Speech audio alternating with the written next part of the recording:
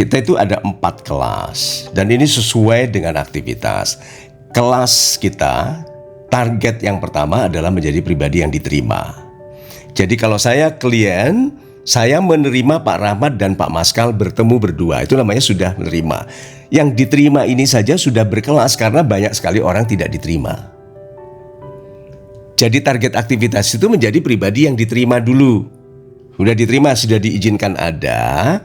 Yang kedua ini antara Pak Maskal dan Pak Rahmat di depan saya yang sudah diterima harus naik kelas menjadi orang yang saya sukai. Diterima, disukai. Nah, kalau sudah saya sukai, mata saya lebih sering ke Pak Maskal. Saya mengangguknya lebih sering ke Pak Maskal. Saya mendengarkan Pak Rahmat bicara, tapi saya meminta konfirmasi dengan menoleh ke arah Pak Maskal. Kenapa? Pak Maskal buat saya tertawa. Pak Maskal memuji, gitu. Pak Mario ternyata kalau ketemu langsung lebih tampan ya, gitu.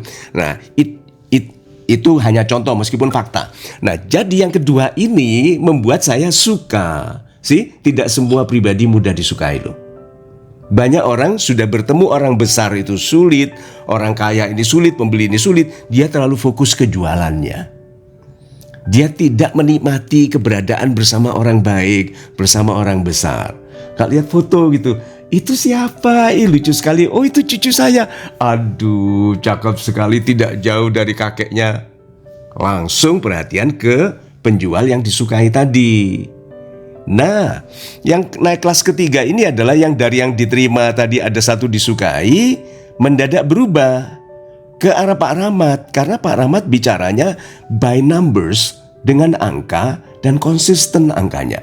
Banyak orang bicara kemarin ada 12, lalu ganti angkanya 11, lalu angkanya 10, 24. Saya lebih memperhatikan Pak Rahmat.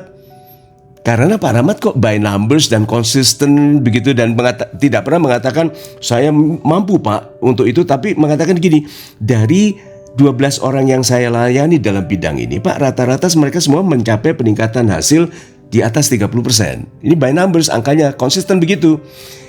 Kesukaan saya pindah, sekarang kesukaannya lebih berbobot. Bukan suka karena saya dipuji saja, tapi suka karena Pak Rahmat menampilkan data, berbicara yang akurat, konsisten. Nih, jadi dari diterima, disukai, dipercaya. Nah, kalau sudah dipercaya, kita paling dekat kepada yang paling diinginkan bisnis, yaitu dibeli.